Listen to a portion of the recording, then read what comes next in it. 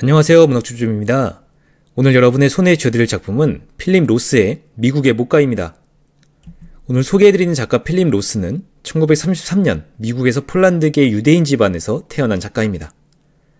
시카고 대학교에서 영문학을 전공하고 교수 생활을 하면서 작품 활동을 한 작가죠. 미국 현대문학의 거장으로 지목되고 있는 작가로 해럴드 블룸이라는 저명한 문학 평론가는 그를 토머스 핀천, 코맥 메카시, 돈 드리로 등과 함께 현대 미국 문학의 4대 작가로 꼽은 적이 있습니다. 작가로서 그는 성공한 삶을 살았다고 볼 수 있는데요. 전미 도서상, 퓰리처상 등 남들이 한 번 받기도 쉽지 않은 문학상들을 그야말로 석권하다시피 했습니다.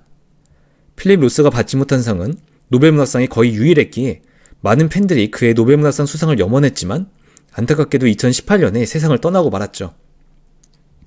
1998년에 발표된 작가의 대표작 중 하나인 미국의 목가는 필립 로스에게 퓰리처상을 안겨준 작품입니다. 나는 공산주의자와 결혼했다. 휴먼 스테인과 함께 작가의 미국 3부작으로 분류되고 있는 소설이죠. 이 소설은 1960년대 말 미국을 배경으로 하고 있는데 제목이 주는 평안하고 안락한 느낌과는 달리 처음부터 끝까지 강렬한 주제와 내용을 다루고 있습니다. 필립 로스는 자신이 남긴 31편의 작품 중에서 이 소설을 단연 최고라고 꼽을 정도로 아꼈는데요. 과연 어떤 주제와 내용을 담고 있는지 함께 읽어보시죠. 이 작품에 등장하는 주요 인물들을 소개해드리도록 하겠습니다. 이 소설은 네이선 주커먼이란 작가의 기록으로 시작합니다. 얼핏 보면 주인공 같지만 사실 진짜 주인공은 따로 있습니다. 스위드라는 별명을 가진 시모어 레보브가 진짜 주인공인데요. 그에게는 제리란 이름의 동생이 있죠. 스위드는 나중에 돈이란 여자와 결혼을 하고 딸을 하나 낳는데 이름을 메리라고 합니다. 메리는 나중에 반전운동을 하다가 가출을 하는데요. 그녀의 동지인 리타 코언이 등장합니다. 이들이 이 작품의 주요 등장인물들입니다. 이 작품의 주요 줄거리를 소개하도록 하겠습니다. 작가인 네이선 주커먼은 유대계 미국인으로서 그가 어린 시절 그의 마을에는 당시 주민들의 영웅 같은 시모어 레보브, 일명 스위드라는 청년이 있었습니다. 키가 크고 잘생긴 데다가 만능 스포츠맨이었던 그는 많은 사람들의 동경과 자랑의 대상이었고 제2차 세계대전 당시 해병대에 지원하기도 하죠. 사실 주커먼은 스위드의 친동생인 제리와 동기동창이었고 함께 탁구를 치는 친구 사이였는데 그 역시 스위드를 동경하고 있었습니다. 수십 년의 세월이 흘러 스위드는 주커먼에게 만나자는 편지를 보내고 노년에 접어든 두 사람은 한 식당에서 만나죠. 주커먼은 스위드의 인생의 내밀한 이야기를 들을 수 있을 거라 기대했지만 그는 자신의 평범한 성공 스토리만 읊을 뿐이라 주커먼을 실망시킵니다.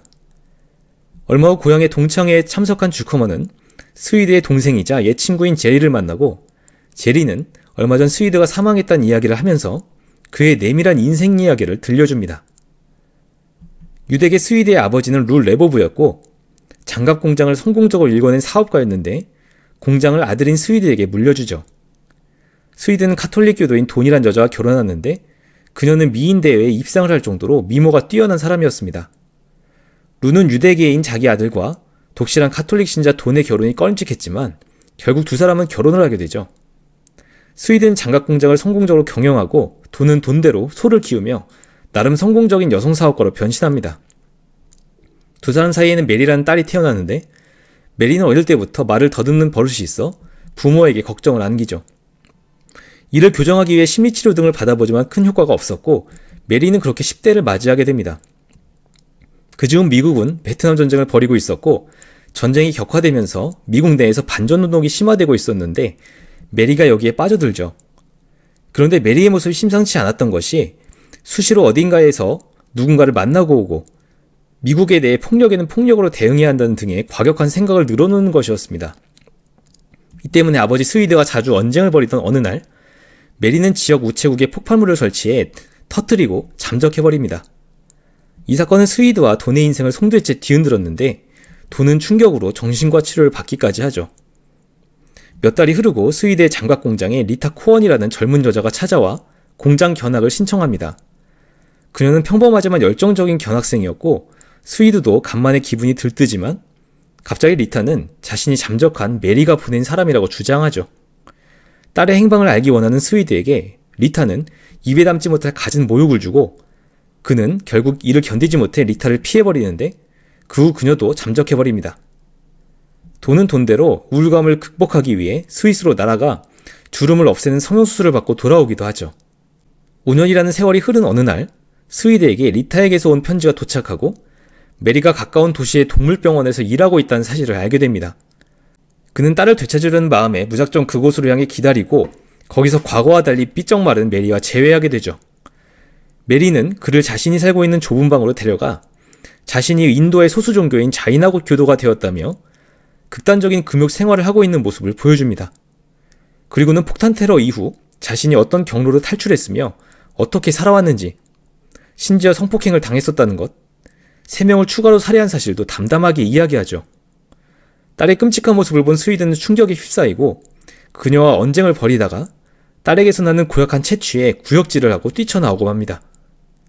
그는 동생 제리에게 전화를 하지만 제리는 화를 내며 메리를 잊고 살든가 아니면 강제로라도 집으로 데려오라고 하죠. 이도저도 못한 스위드는 다시 집으로 돌아오고 얼마 후에 부모님, 이웃들을 불러 저녁 만찬을 하게 됩니다. 그는 우연히 자기 몰래 오컷이란 남자와 스킨십을 하고 있는 아내 돈의 모습을 발견하고는 충격을 받지만 조용히 뒤돌아서죠. 그리고는 과거에 메리의 말더듬증 교정을 도와주었었고 폭탄 사건 이후 몇 달 동안 내연관계였던 신라와 언쟁을 벌입니다. 메리의 증언에 의하면 신라가 그 사건 이후 메리를 숨겨주었고 그 때문에 5년 동안이나 집을 떠나 방황을 하게 되었기 때문이었죠. 이런 사건이 있고 나서도 저녁 만찬은 겉으론 평온하게 진행되는데 갑자기 메리가 집에 나타나 집안을 발칵 뒤집히게 됩니다. 이제 이 작품의 감상평을 공유하도록 하겠습니다. 먼저 이 작품의 제목인 미국의 목가에 대해서 생각해 보겠습니다. 얼핏 보기에는 평화로운 느낌을 주는 제목이지만 사실 이 소설의 내용은 부글부글 끓는 느낌을 주는 강렬한 내용입니다. 핵심부터 말하자면 이 작품은 미국의 목가라고 표현되는 미국적 가치, 자유와 풍요로움이 환상일 수도 있다는 것을 보여주죠. 주인공 스위드 레보브는 미국적 가치에 충실한 삶을 살아온 사람이고 미국의 목가에 대한 믿음으로 충만한 사람입니다. 반면에 그의 딸 메리는 베트남 전쟁을 계기로 미국의 목가에 대한 환상을 버렸을 뿐 아니라 도리어 미국이 추악한 행동을 하고 있다고 믿습니다. 이 작품 내내 나타나는 스위드와 메리의 부녀 갈등은 사실상 미국의 목가에 대한 믿음을 둘러싸고 벌이는 갈등이라고 봐도 무방하죠. 스위드는 메리와 그녀에게 영향을 끼치고 있는 리타 코언 등 급진적인 사상을 가진 사람들을 도저히 이해하지 못하고 있습니다. 미국을 싫어해? 말도 안 되는 일이었다. 그는 자신의 피부 속에서 살듯이 미국 속에서 살았다. 그의 젊은 시절의 모든 기쁨이 미국의 기쁨이었고 모든 성공과 행복이 미국의 성공과 행복이었다. 그런가 하면 메리와 리타 코언에게 있어서 스위드란 인물은 미국의 추악한 시스템에 기생해서 배를 불리는 범죄자였죠. 사랑을 받고 승리를 거둔 모범처럼 보이지만 사실은 범죄자, 위대한 스위드 레보브, 미국 국가대표 자본가 범죄자. 그런데 사실 이 작품의 비극적인 분위기는 미국의 목가에 대한 의견 불일치에서 비롯된 것은 아닌 것 같습니다. 어느 사회나 다양한 관점이 있고 대립되는 의견이 있을 수 있기 때문이죠. 이 작품의 비극적인 분위기는 메리의 폭탄 테러로 상징되는 대립되는 의견을 가진 집단 간 공존 불가능성이라고 할 수 있을 겁니다. 폭탄 테러로 인해서 메리와 스위드는 가족임에도 불구하고 도저히 함께 살 수 없는 상황에 놓이게 되는데 이것은 미국적 가치에 대한 또 다른 도전이죠. 미국은 전 세계에서 모인 이민자들의 나라지만 미국적 가치라는 용광로에서 융화되어 공존할 수 있다고 믿어왔기 때문입니다. 메리가 가출하여 지내는 모습, 그리고 가족들에게서 도저히 받아들일 수 없는 상황이 되고 만 것은 또 하나의 미국의 목가가 환상이라는 것을 지적하고 있는 겁니다. 다음으로 작가가 네이선 주커먼을 등장시킨 이유가 무엇일지 생각해 보겠습니다. 이 소설은 스위드 레보브의 내밀한 가정사를 본격적으로 다루기에 앞서서 그의 동네 후배이자 작가인 네이선 주커먼을 등장시킵니다. 그런데 주커먼은 소설의 초반부에 등장할 뿐 그 이후에는 사실상 존재감이 전무하다 싶을 정도로 나타나질 않죠. 이쯤 되면 왜 작가 필립 로스는 바로 스위드의 이야기를 시작하기에 앞서서 굳이 주커먼을 등장시켰는지 궁금해집니다. 이 의문을 해소하기 위해서는 주커먼이 소설에서 하는 역할이 무엇이었는지를 생각해 볼 필요가 있죠. 소설은 주커먼의 1인칭 시점에서 서술되기 시작하는데 그는 자기 마을의 영웅이었던 스위드의 이야기를 풀어놓습니다. 키도 크고 잘생긴 데다가 만능 스포츠맨이었고 전쟁을 두려워하지 않고 그것도 해병대로 자원 입대한 그는 주커먼뿐 아니라 마을의 자랑이었습니다.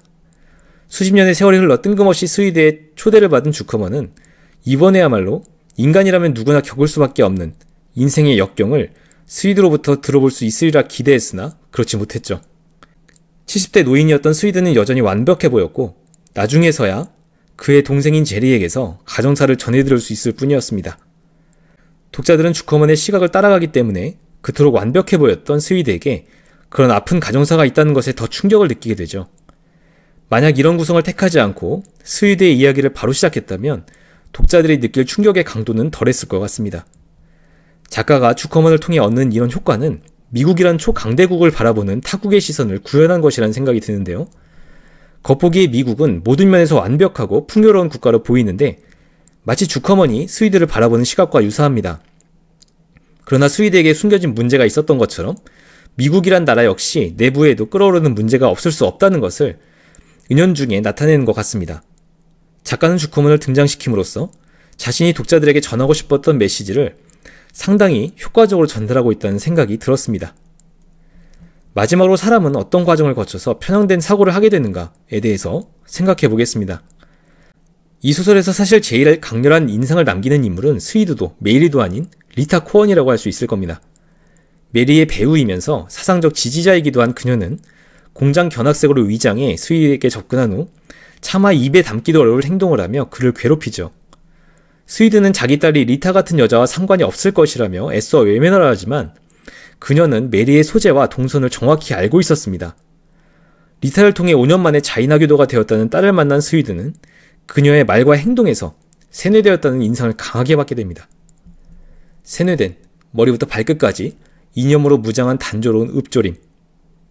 메리와 어떤 형태로든 그녀에게 영향을 주고 있었던 리타 코언을 통해서 인간이 편향된 사고를 하게 되는 과정을 생각해 볼 수 있을 것 같습니다. 사람이 세뇌되기 위해서는 반복적인 주입이 필요한데 어떤 사람에게는 이런 반복 주입이 수동적으로 이루어질 수도 있지만 다른 어떤 사람에게는 능동적인 선택의 결과로 나타날 수도 있죠. 메리의 경우 베트남 전쟁과 거기서 벌어지는 폭력에 반발심을 가지게 되는데 그러면서 자신과 비슷한 생각을 가진 사람들을 만나기 시작합니다. 자신과 동질적인 사고를 가진 사람들과 지속적으로 접촉하고 생각을 공유하면서 스스로의 생각에 대한 확신을 강화하게 되는 것이죠. 메리의 생각이 옳고 그르고를 떠나서 그 결과 그녀는 편향된 사고를 가지게 되고 자신과 다른 생각을 하는 대상을 인간으로 보지도 않게 됩니다. 이것이 이 소설에서 보여진 메리가 편향된 사고를 하게 된 과정이라고 할 수 있습니다. 실생활에서도 우리는 메리와 같은 행동을 하기 쉬운데 자신과 같은 생각을 가진 댓글이나 게시물, 기사를 검색해서 찾아보는 행동이 그것이죠. 우리가 이런 행동을 하게 되는 이유는 자신의 생각과 같은 사람의 말이나 글을 보면 편안함을 느끼기 때문인 것 같습니다. 그러나 이런 행동이 반복되고 지속될수록 스스로의 사고를 편협하게 만드는 독이 될 수도 있다는 것을 메리의 사례를 보며 기억해야 할 것 같습니다. 여기까지 미국의 목가 줍줍이었습니다. 현대 미국 문학을 대표하는 작가, 그리고 후세에 이름을 남길 작가의 작품답다는 생각이 들었습니다. 지금까지 문학 줍줍이었습니다. 감사합니다.